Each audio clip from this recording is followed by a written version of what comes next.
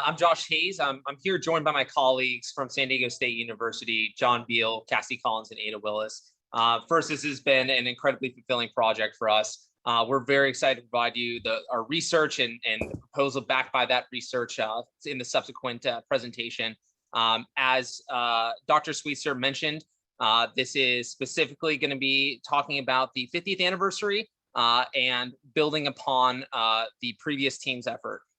Before we begin into this, we really want to thank Commander McCullough-Creary for being really our focal point in that connective tissue between us and NNOA.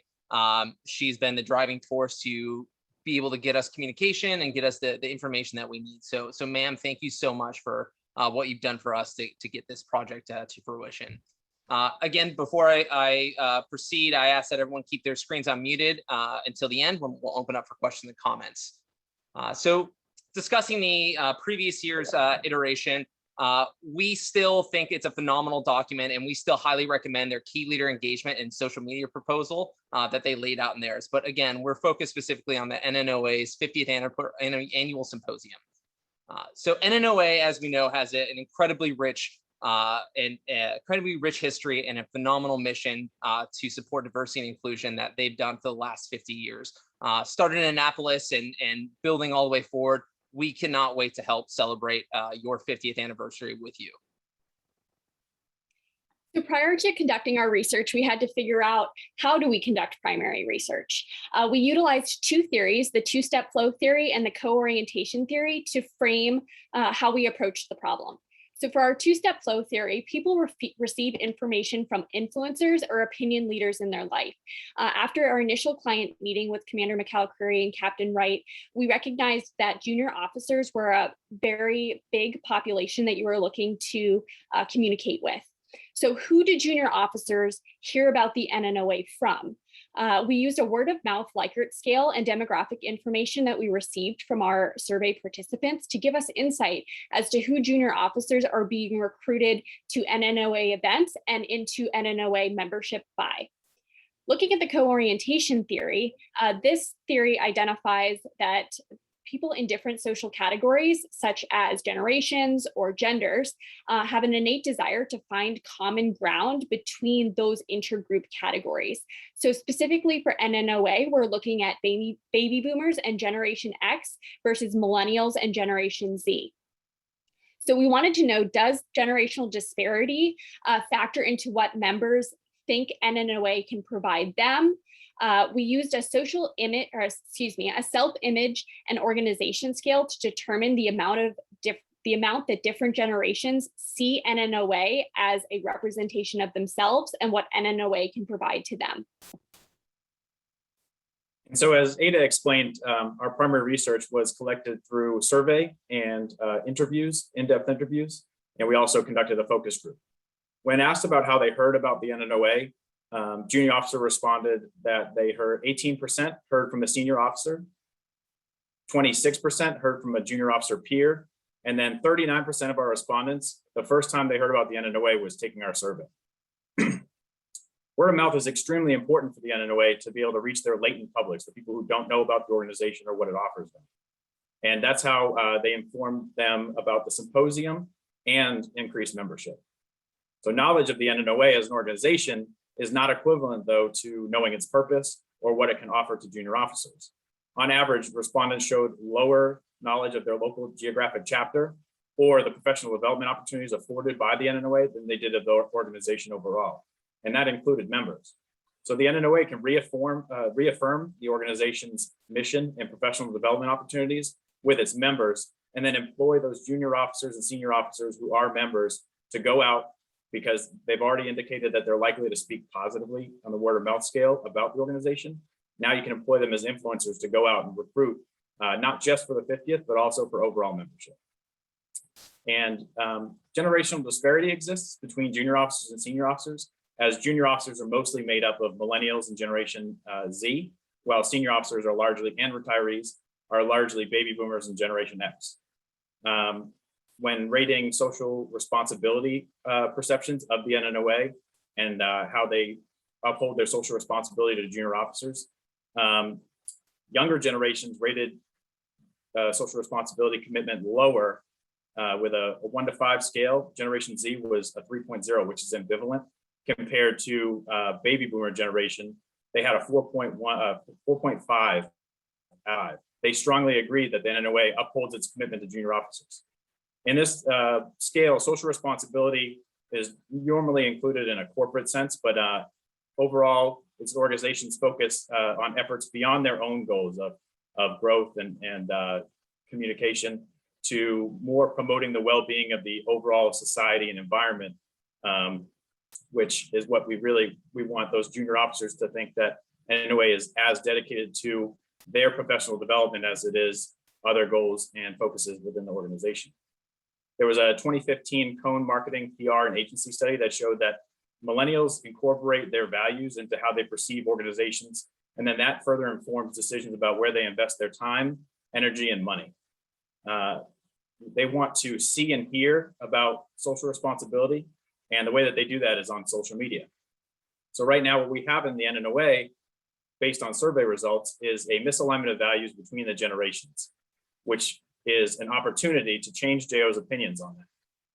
We accomplish that through adjusting the collective cognition, and that refers to shared values between the NNOA and its publics.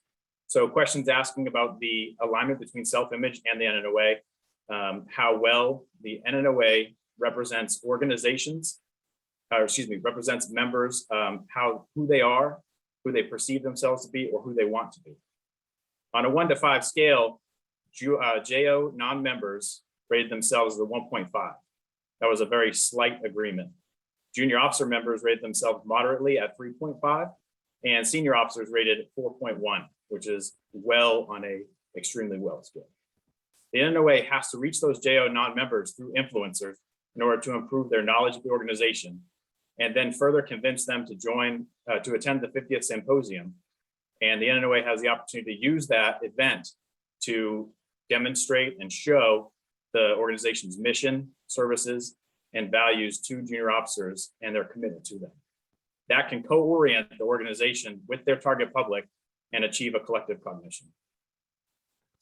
So to further gauge knowledge of NNOA among junior officers and their desire to attend the 50th annual symposium, we conducted 7 in-depth interviews with junior officers, including both members of NNOA and non-members. A few key takeaways of these interviews include, first and foremost, mentorship and networking were cited as the most valuable resources that your organization offers. This was across the board through the majority of our interviews with both members and non-members.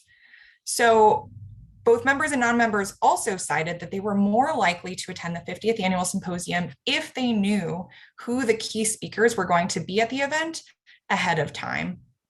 And then finally, some non-members did cite that their impression of NNOA was that it was an organization geared more toward retired officers of the sea services rather than officers currently serving.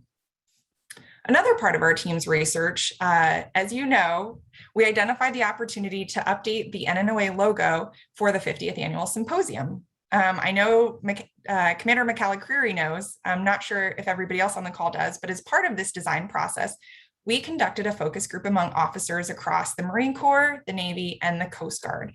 So we presented 3 draft logos to this group to see which design components resonated most among the group. Of note, approximately half of the focus group cited that they selected the slogan that is now featured in the new logo, which you'll see later in our presentation, citing the importance of equity in the organization's culture and the importance of equity to the target demographics, these Generation X, these millennials, these junior officers that we're talking about. Another component of our research was a competitor analysis. What this means is that we compared NNOA to similar officer organizations that support underrepresented officer groups. So when compared to these organizations, NNOA stood out as the organization most inclusive in its mission statement. However, NNOA did have the highest cost of membership. So when we were comparing among similar organizations, NNOA's membership cost was nearly triple of 2 other key organizations, including the Sea Service Leadership Association. So taking all of this research into account, we recognized that junior officers do not know the professional development and overall value that NNOA can bring to their career. We need to communicate that value of the NNOA 50th Annual Symposium to junior officers who are the next generation of sea service leadership. And so based on that problem statement, we developed a goal, which is to maximize 50th anniversary symposium attendance. Our objectives to accomplish that goal involve increasing JO attendance by 10% compared to the 47th annual symposium, to increase non-member registration by 10 people compared to the 47th annual symposium, and to increase JO membership in the overall organization by 5%. And we want to compare that to the 49th symposium, which is right now. And that'll allow us to evaluate how 2 years of having virtual symposia, which were a major recruiting and communication, knowledge-based communication effort for the NNOA, have been influenced by COVID in terms of growth or decline in membership. Using our primary research results, as well as our communication with the client, we identified the primary public as active duty sea service junior officers within a 250-mile radius of Annapolis. We utilized this radius to ensure ease of transportation for the junior officers. Selecting junior officer versus midshipman would encourage full dues participation, as well as a full registration fee for the 50th Annual Symposium, which was important to the NNOA. And junior officers can serve as influencers within their own generation, hopefully for subsequent lifelong membership following the annual symposium. So as my colleagues and I have discussed, the goal is to increase membership at the 50th Annual Symposium. But in order to do that, we have to talk about the event, right? So as we talk about it, our team identified a few key themes to use in both internal and external communication.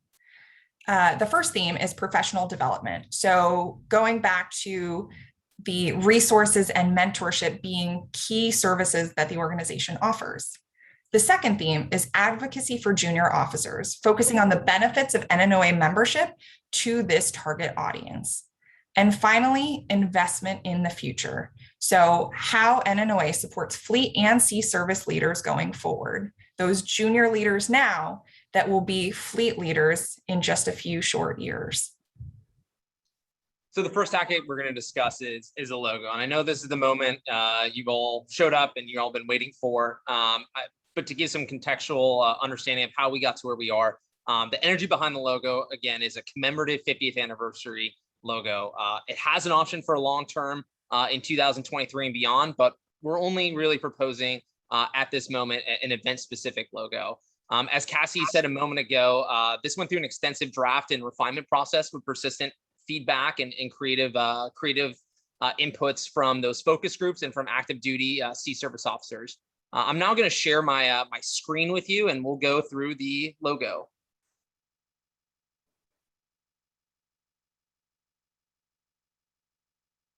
All right. Does everyone see the logo? Excellent. Thank you. Okay, I'm going to pause for a moment and have everyone take a look at the logo, and then we're going to talk about 7 essential pieces that come into this logo.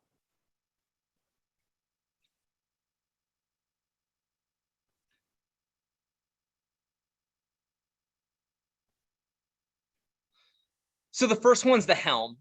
So the helm represents, steering off junior officers steadily towards advancement. These junior officers are going to head back, and they're going to be the ones steering the fleet towards more diversity and inclusion within sea services. The next piece is the blue and gold. We chose these colors because they represent the commissioned officers, and they also represent the NNOA's tie back to Annapolis. I mentioned earlier that history and the history of the NNOA will play as a central theme throughout the entire course of our campaign plan. The spyglass, we have a person looking through the spyglass. Really, this symbolizes looking into the future to identify opportunities and avoid those threats, that is the shoal waters and the sandy bottoms. Next, the golden anniversary. So the reason why we chose the color gold is gold represents 50 years. Silver represents I believe it's 25 years, and then we have the platinum, which is 75 and beyond. But that's why we chose gold for the banner as well, and we adorned it over the bottom handles of the wheel. Next is navigating with equity. It conveys the NNOA's mission of diversity and inclusion for all. But again, as we said, that during the focus groups, over approximately 50% of the people that participated in it use that as a way to describe how they feel is equity and what they're searching for. The wave represents the challenges that sea service officers face, whether that's on duty or off duty. That is an essential element that's tied into where we are. And lastly, that 1972, so that celebrates the foundational year of NNOA. And likewise, should you choose to adopt this as a logo, as an enduring logo, when the 50th anniversary banner comes off, you have something that establishes you as a service and as an organization of longevity and change. So taking a look at the conceptualization of how you can use this in your brand, on the left is an example of what the logo would look like should you adopt it for long-term past the 50th anniversary of the symposium. And then the elements that we use, which is going to be included in your brand guide in the packet, you'll see how we use those colors and those themes throughout the social media proposals and how your brand can look. And now I'm going to stop sharing my screen at this moment, and we will continue our brief.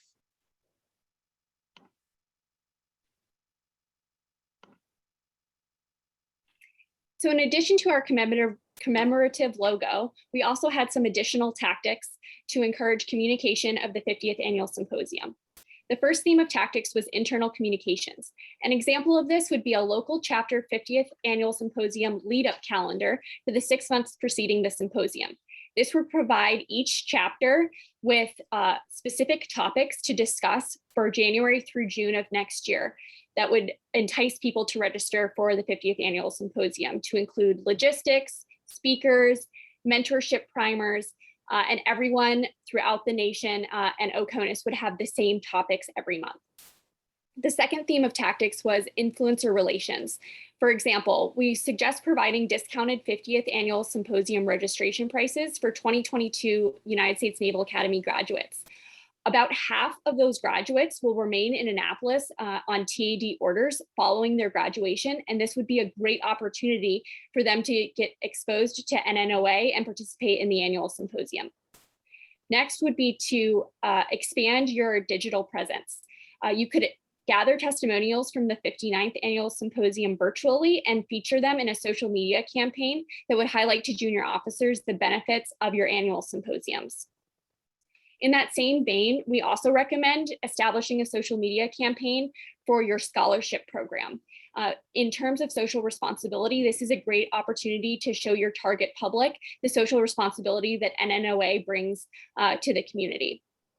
And finally, we recommend deepening relationships with other historically marginalized community affiliated groups. If you partner with these other common interest groups, you will find your target public within that membership. An example of this is the Sea Service Leadership Association. And so our PR book provides key performance indicators as a way to evaluate your campaign's progress as it's going on. Afterward, we've drafted a post-campaign survey that matches our pre-campaign survey. So after the 50th symposium, you can distribute that not just to people who attended, but also to the audience that we're trying to reach that still don't know about the NNOA, and evaluate those changes compared to our pre-survey results. That will tell you how effective our PR campaign was in changing JO's knowledge, attitude, and behaviors. We also recommend that you keep registration records with specific demographic information so that if you want to know how many junior officers you have as membership at events, even at local and regional chapter events, then you have all that information. You can measure your growth going forward. We know that you were very pleased with SDS UPAO team's project last year, and our proposal complements their work to provide direction for a public relations campaign starting now and leading up until the end of the 50th symposium. Thank you very much to the NNOA leadership and the members who assisted our research efforts. We will provide everyone with a copy of our completed campaign book. I think Dr. Sweetser dropped it in the chat, and we are prepared to take any questions that you may have.